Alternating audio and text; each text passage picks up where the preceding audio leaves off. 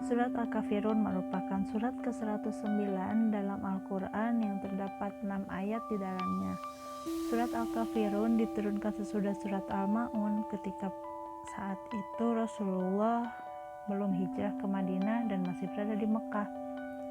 Surat ini diturunkan saat Rasulullah dan para sahabat dalam keadaan lemah.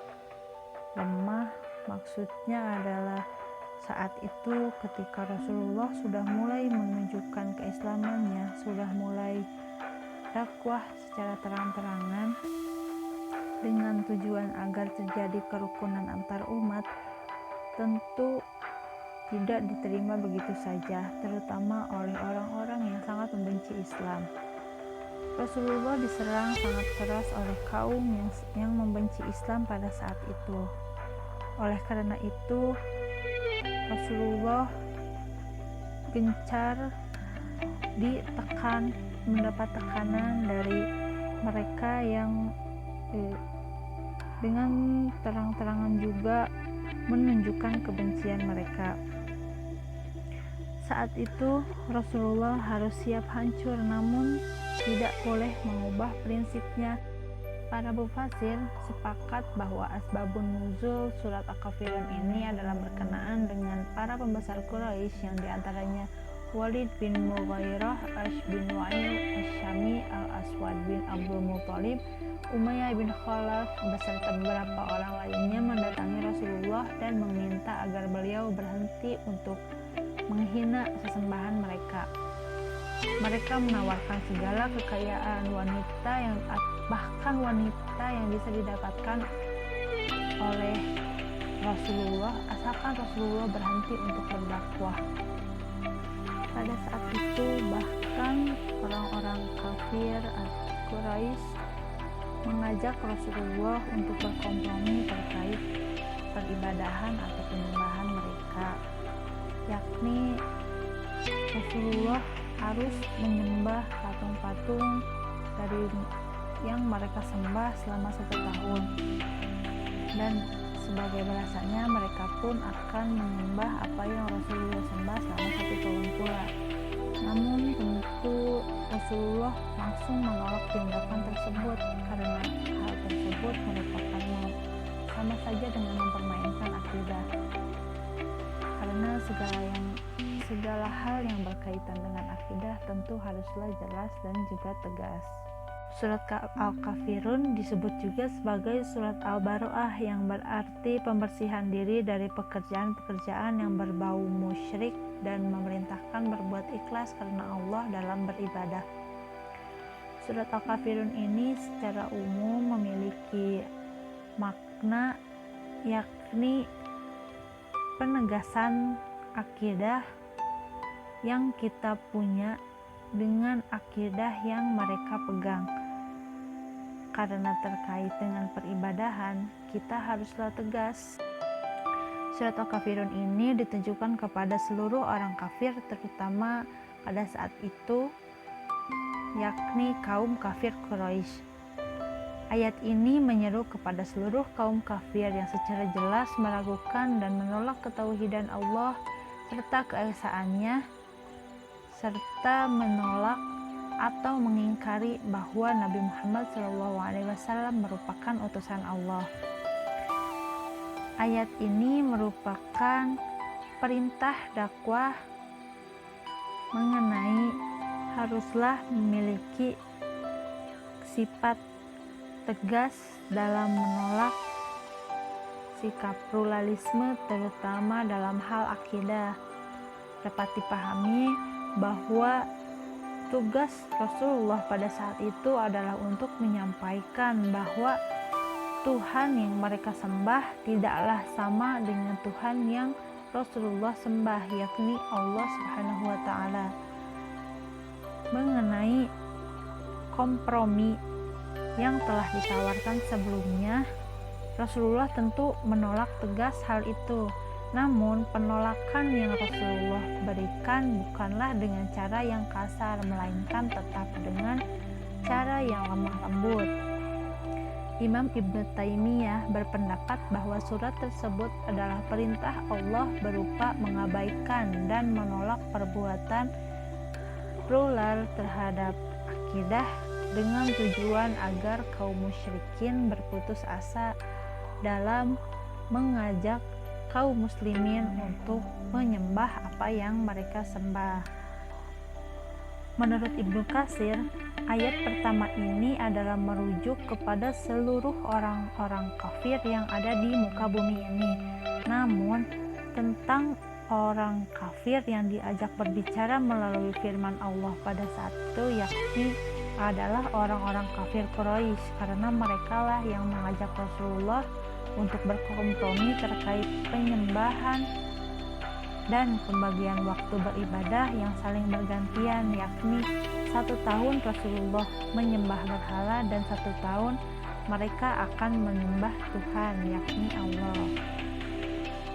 Tafsir Juz Amma juga mengatakan bahwa fungsi kata kul dalam ayat pertama memiliki makna bahwa Nabi Muhammad haruslah tetap bersikap lemah lembut ketika berhadapan dengan orang-orang yang memecahkan masalah, tapi tetap memiliki mimik muka yang bagus ketika berbicara, dan isi dari perkataannya tetap memiliki makna yang sangat tegas.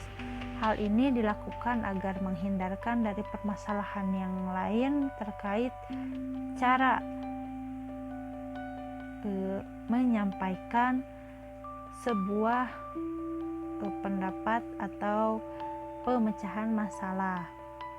Berikutnya yakni keterkaitan antara ayat ketiga, keempat, dan juga kelima.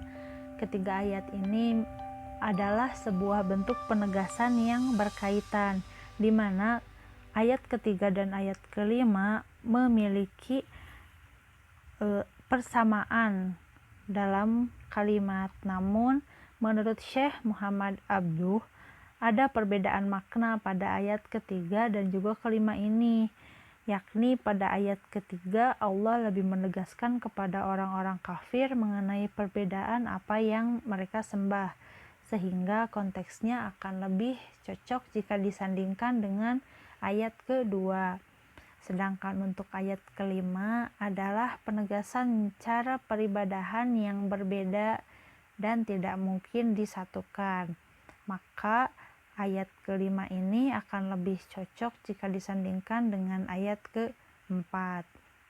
Menurut tafsir Al-Misbah, pada ayat keempat Rasulullah Shallallahu Alaihi Wasallam menegaskan bahwa beliau tidak akan menyembah berhala yang disembah oleh orang-orang kafir, baik berhala yang disembah pada saat itu maupun berhala yang akan disembah kemudian hari, karena pada dasarnya orang-orang kafir tidak memiliki konsistensi terhadap berhala yang mereka sembah.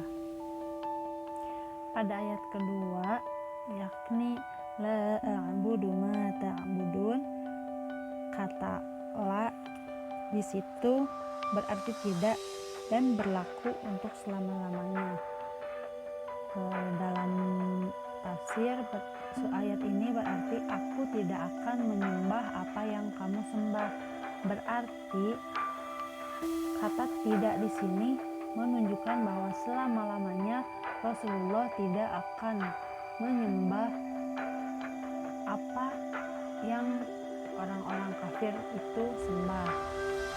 Kemudian ayat selanjutnya yakni wala antum abiduna ma a'bud.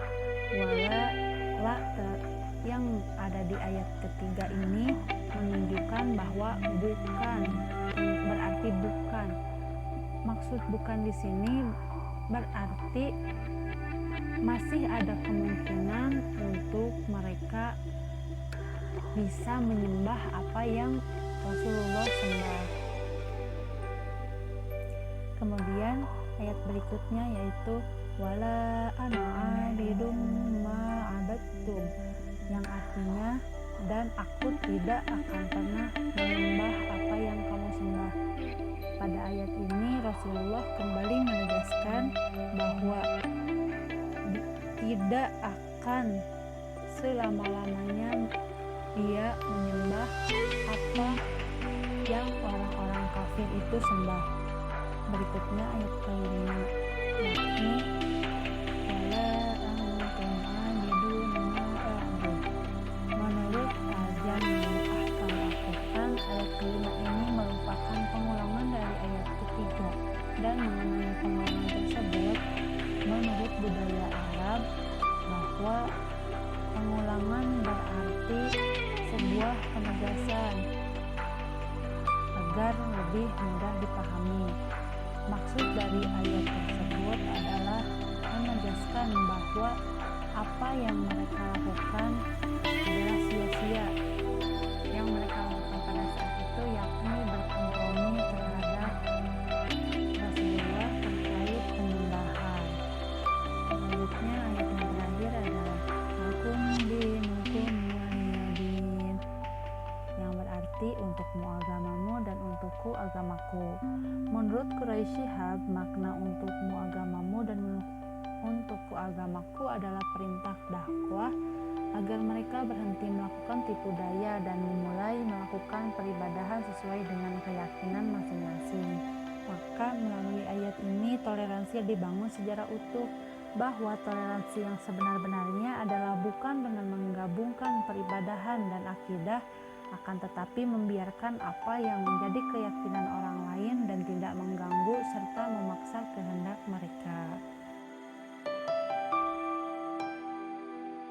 Oleh karena itu, ayat terakhir ini juga memiliki makna untuk membiarkan orang lain melakukan apa yang mereka yakini.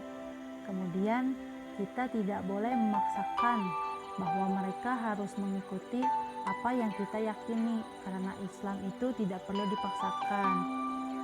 Kemudian, dengan kita membiarkan mereka melakukan apa yang mereka yakini, bukan berarti kita mengakui terhadap kebenaran akidah mereka, melainkan hanya membiarkannya saja. Toleransi yang terkandung dalam surat Al-Kafirun juga menjadi acuan besar bagi kita kaum muslimin dalam bermasyarakat. Islam mengajarkan bagaimana perbedaan antara orang beriman dengan orang kafir secara akidah tidak mungkin dipersatukan melalui peribadahan, seperti yang sempat dikompromikan oleh kaum kafir dengan Rasulullah pada saat itu.